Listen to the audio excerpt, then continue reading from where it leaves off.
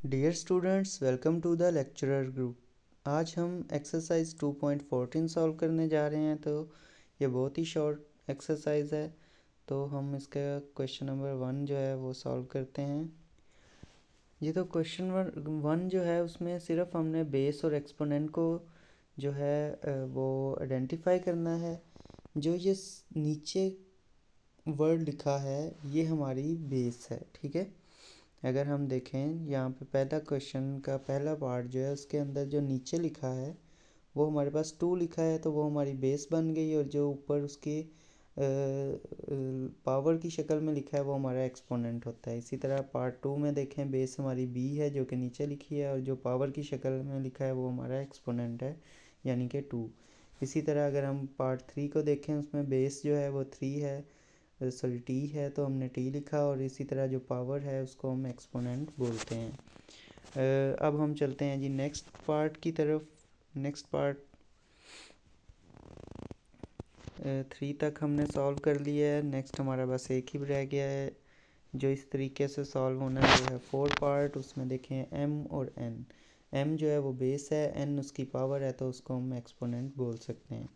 इसी तरह जो है वो हमने नेक्स्ट में हमने वैल्यूज़ को फाइंड आउट करना है। जैसे यहाँ पे 3 की पावर 4 दिया है, तो इट्स मीन 3 को हमने 4 टाइम मल्टीप्लाई करवाना है। तो 3 multiply by 3 multiply by 3 multiply by 3 लिखा और इनको मल्टीप्लाई करवाया, तो आंसर आ गया 81। तो ये बच्चे जो गलती करते हैं इसमें वो ये करते हैं 3 को 4 से मल्टीप्लाई करवा के तो आंसर लिख देते हैं। ये बिल्कुल गलत बात है। 3 4 12 होता है, जो कि बिल्कुल भी 81 के इक्वल नहीं है। तो इस वजह से ये याद रखिएगा, पावर का मतलब होता है उतनी बार उस नंबर को अपने साथ मल्टीप्लाई करवाना है। 7 की जो क्यूब है, तो इट्स मीन 7 ने 3 बार आपस में मल्टीप्लाई होना है। 7 multiply by 7 multiply by 7, answer आ गया 343। 13 का स्केयर है, तो स्केयर का मतलब है 13 मल्टीप्लाई बाय 13, यानी 2 बार ही। 169 आंसर आ गया। 2 की पावर 8 है, इट्स मीन 2 ने 8 बार मल्टीप्लाई होना है अपने आप से ही। इट डजेंट मीन कि 2 को 8 से मल्टीप्लाई करके लिखते हैं। तो हमने 2 को 8 टाइम मल्टीप्लाई करवाया है उसी से, तो 256 आंसर आ गया है। तो इस तरह से पार्ट 2 के जो क्वेश्चन 2 के जो पार्ट 4 तक हैं वो हमने सॉल्व कर लिए हैं। अब हम जी देखते हैं नेक्स्ट पार्ट 3 है।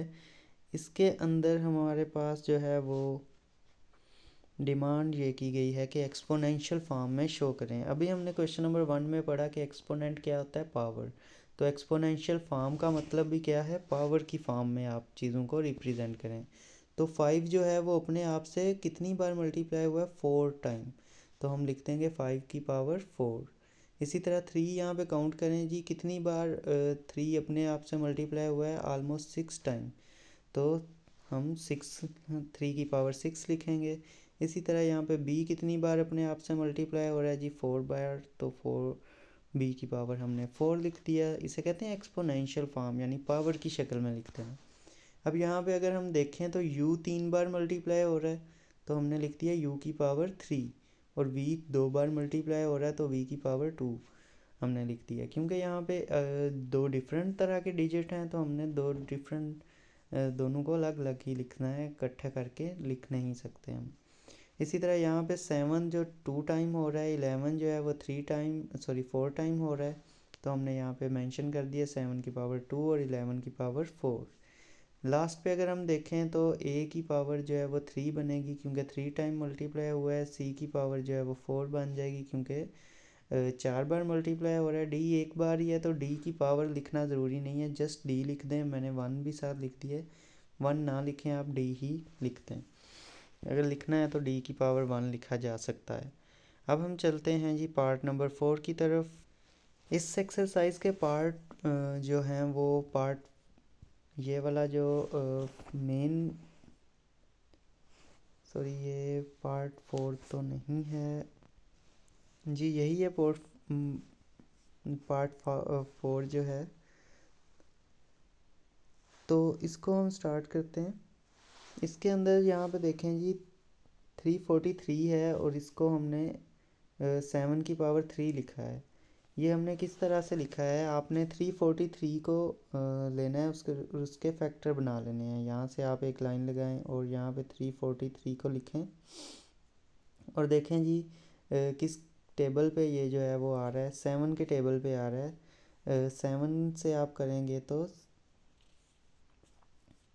7 के टेबल पे अगर आप इसको डिवाइड करेंगे तो आ जाएगा जी 7, हाउ मैनी टाइम्स आर 34,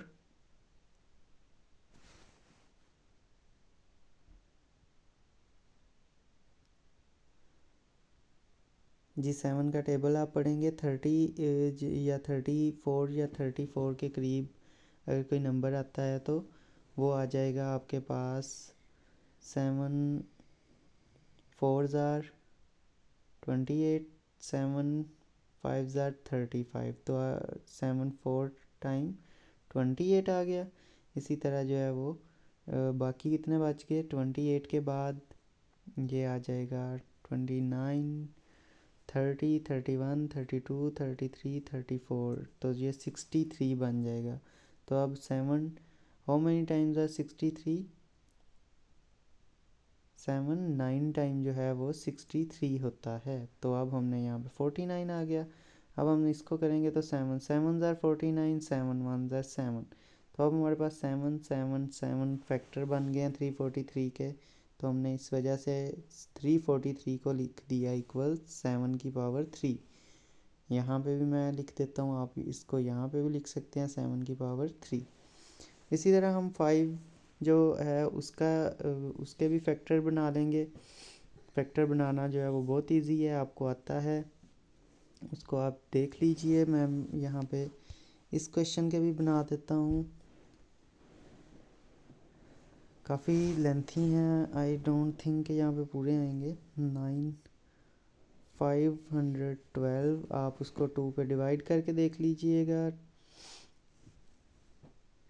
तो आपका आ जाएगा 2 2 ज़ार 4, 2 5 ज़ार 10, 2 6 ज़ार 12, अगेन 2 के टेबल पे 2 1 ज़ार 2, 2 2 ज़ार 4, 2 8 ज़ार 16, अगेन 2 के टेबल पे 2 6 ज़ार 12, 2 4 ज़ार 8, अगेन 2 के टेबल पे 2 3 ज़ार 6, 2 2 ज़ार 4, अगेन 2 के टेबल पे 2 16 ज़ार 32, 2 8 ज़ार यहाँ पे 16, 2 8 ज़ार 16। आगे जो है हम इसको रिमूव कर देते हैं 16 के बाद। यहाँ पे मैं आगे कर देता हूँ जी, तो 8 आ जाएगा 16 के बाद, तो 2 4 ज़ार 8 और 2 2 ज़ार 4, 2 1 ज़ार 2। अब देखें जी 1 2 3 4 5 6 7 8 9, तो हमारे पास 9 2 आए।